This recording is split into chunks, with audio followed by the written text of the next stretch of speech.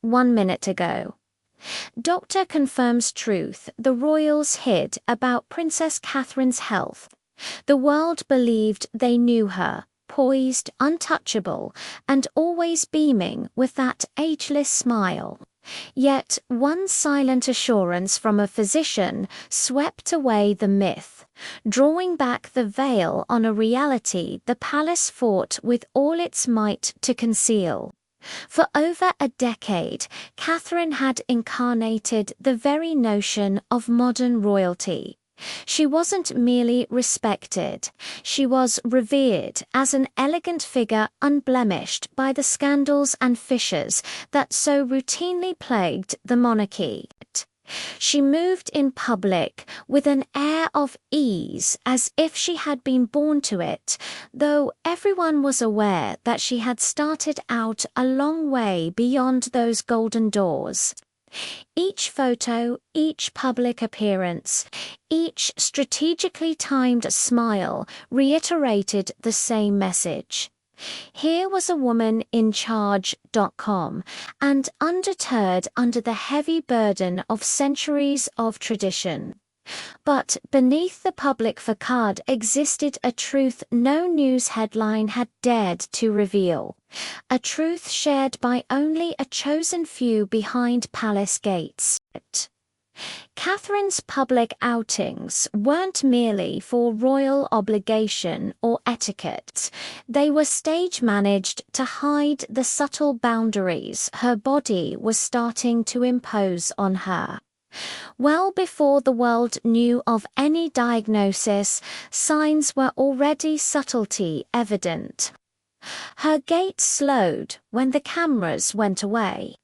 Her smile occasionally hung a fraction of a second longer than necessary, concealing the effort it was to stand. The tale wasn't one of victory over sickness, as people were made to think.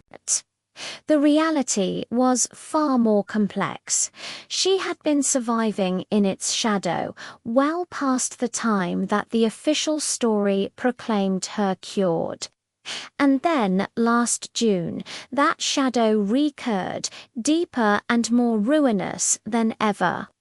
It started innocently enough, a standard medical checkup, but what was meant to be reassuring soon degenerated into something much more ominous. The results, issued behind closed doors, were a confirmation of what nobody wanted to hear. The disease the world thought had left her in its wake was alive and well. The words, spoken in confidence, struck like a hammer. This was not a setback. This was an alarm. Within a matter of hours, the tale had found its way into the inner recesses of the palace, causing panic and quick containment. Decrees from the top were swift and absolute. This has to never become public. The communications office ran frantically to prepare statements, presenting the circumstances as mere temporary precaution. Externally, the tone was measured, but behind palace gates, the mood was far from it. This was not merely about Catherine's well-being. It was about the stability of the monarchy itself. She was not just a mother, a wife, or even the Princess of Wales. She was to be the future Queen Consort. And whether she was capable of performing that role had suddenly become a matter of state. The news came as a blow to Prince William that few could have imagined. For months, he had been assured that she was improving, that the worst was over, that remission really meant what it was meant to mean, and now he was being informed that the truth was much more tenuous. And worse yet, he grasped the fact that even he had been sheltered from some of the specifics, truths that were carefully filtered before they reached his hearing. The change in him was instant, visible only to the people around him. His patience grew thin, his face set, and his attention completely dedicated to keeping her safe. Even as the palace machinery worked to weave the tale, William could no longer shut out the raw truth. Whispers had been making their way down the corridors. Journalists might be muzzled, words delayed, photos managed, but the discontent within the palace itself could not be covered up. The facade was beginning to crack. And for the first time in years, it wasn't politics or scandal threatening the image of the monarchy. It was the shaky health of the woman the world loved. Nevertheless, the palace thought they had time, that they could control the whispers. What they could not prepare for was the one event that would render quiet impossible. Royal Ascot. It was more than tradition, a spectacle in which the monarchy put on display its power in public. Weeks beforehand, Catherine's presence was finalized, discreetly indicated in staff memos and motorcade arrangements. This would be her victory return, the one that would banish uncertainty and quash rumors. But instead, it became the very platform upon which reality could no longer be concealed. All of Royal Ascot was orchestrated as Catherine's big comeback, her formal return to public life. The palace left no stone unturned. Tailors made last-minute tweaks, stylists argued over headpiece choices, and her position in the royal enclosure was plotted to have the greatest impact. Fashion editors were discreetly briefed on her presumed wardrobe, and broadcasters were commanded to play up her role as the day's keynote. This was meant to be the palace's riposte to mounting rumours, tangible evidence that the Princess of Wales was fit, glowing, and definitively back on her throne. But as morning came, the well-rehearsed script started to fall apart. The royal vehicles formed their gleaming line, the gates swung open. Cameras from all over the globe focused intently, anticipating the instant Catherine would emerge. Instead, an unsettled ripple went through the throng. The car door opened, but there was no one in the seat. The motorcade proceeded without her.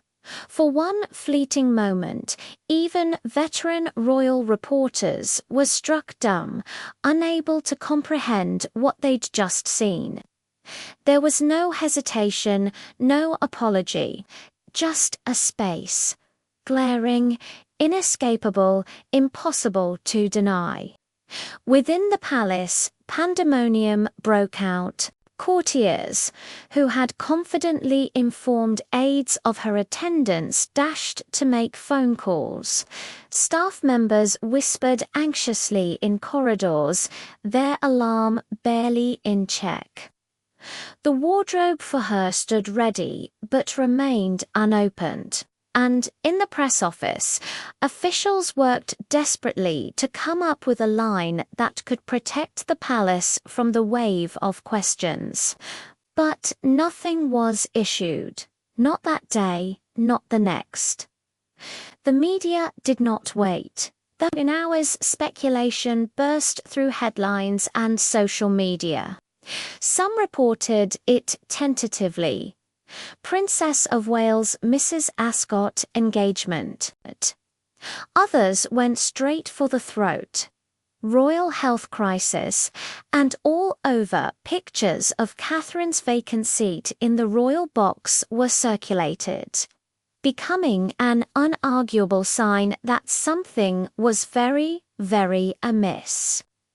For the public, suspicion hardened all too quickly into unease, and for those who remembered her abrupt disappearance from view in 2023, an absence that lasted only until she was diagnosed with cancer, the similarities were chilling. History seemed to be repeating itself, but this time less openly. And as the world waxed and waned on speculation, something far more pressing was happening behind the closed doors. That morning within Kensington Palace had commenced as any other. Laughter of children floated weakly through the building. Staff worked through routines. Catherine's day was already planned, but all was not right. She had not awakened at her normal hour. When she did awaken, it was with a languor that perturbed those around her. Her skin was ashen, her movements slow, and the glint in her eyes subdued by weariness. Initially, it was explained away as exhaustion, the price of months of preparation. But as she attempted to stand up, reality could no longer be denied. She clung to the bed for support, swaying as her aides looked on with anxious glances. They had witnessed this before, and they knew it was bad news. These were not the symptoms of mere exhaustion. These were the warning signs they had dreaded would recur. Within minutes, palace physicians were called for. Officially, it was termed a precaution, a mere check on well-being. But the mood changed the moment the doctors arrived. Vitals were recorded, questions were posed, notes were jotted down with a sense of rush. Catherine struggled to stay calm, but even simple answers were slow in coming. Actions that had been effortless looked taxing. The doctors shared glances that said it all. Their voices toughened, their stride quickened. They weren't looking for reassurance now, they were looking for confirmation. And by the end of that first hour, the tone was unmistakable. This was no longer standard procedure. This was serious. This was no longer a time for discreet patience. This was an escalation. Royals are not rushed into hospitals unless there is literally no other choice, because the symbolism alone sends shockwaves far beyond the palace walls. But this time, discretion could not prevail over necessity. Arrangements were concluded quickly, almost surreptitiously. Cars were readied, security informed, and routes cleared. In minutes, Catherine was being transported under the cover of secrecy, driven to a specialist centre capable of treating her condition with the accuracy it required. For those who lived through it, the cost was staggering. One long From the balcony, Catherine looked radiant, her smile as bright as the medals adorning her chest. But beneath the surface, the princess was waging a different war. A war against her health and against the monarchy's determination to keep it secret. The doctors had delivered their diagnosis privately, not realizing the battle for Catherine's story was far from over. Their pronouncements were clear, but the palace was far from ready to accept them. Officials worked overtime, crafting a narrative that Catherine was merely battling mild symptoms, ensuring the public saw only what they wanted them to see. In the heart of the palace, a small coterie was busy building a wall around Catherine's illness, determined to keep it hidden from prying eyes. All they needed to do was convince the world she was fine, that her bouts of exhaustion were merely scheduling conflicts, and that the cancelled appearances were nothing more than tweaks and sprains. The goal: ensure the public never got close enough to see the cracks in the facade. But the princess's health story had a mind of its own, creeping through palace corridors like a ghost, whispering to those closest to her. They saw her weary stance, the days when rising was a struggle, the quiet nights when sleep offered no respite. The tapestry of her illness woven across the years, each ailment dismissed as a blip, a pause, a mere moment of weakness. But in the shadows, the anxiety grew. Was this the end of Catherine's story? One person who wasn't willing to let that story die was Catherine herself. Despite the exhaustion that clung to her like a shroud, and the days when standing seemed like a monumental task, she pressed on, holding fast to her duties, pushing through the pain because she believed that giving up was not an option. As the clock ticked, each appearance, each engagement became a tightrope walk, a balancing act between the demands of her position and the limits of her endurance. Yet, through it all, Catherine refused to surrender the narrative of her health. With quiet dignity, she navigated the labyrinth of royal protocol, proving that her strength was not measured by her titles, but by the tenacity of her spirit. Catherine's ordeal was not just a physical one. It was a battle to maintain her essence amidst a constant barrage of expectations. Her resilience became a beacon for those close to her, demonstrating that the human spirit could endure even in the face of daunting odds. But the weight of her struggle was not hers alone.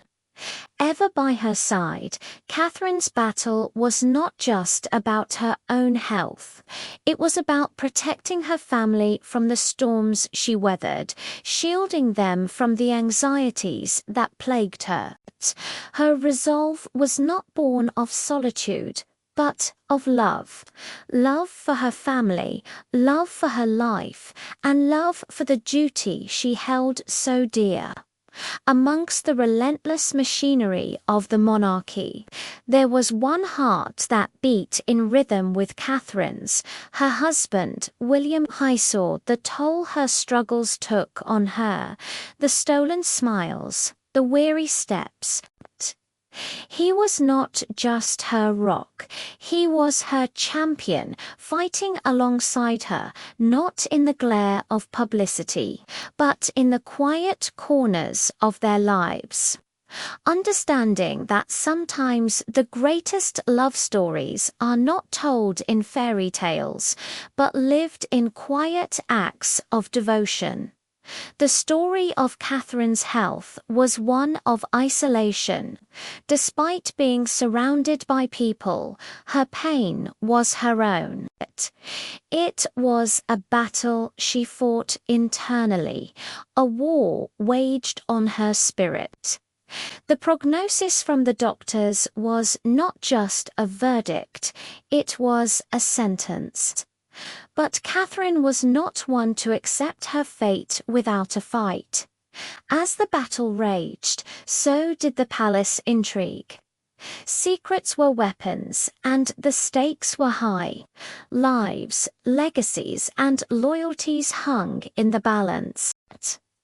In this high-stakes game, Catherine was the prize, her health the battleground.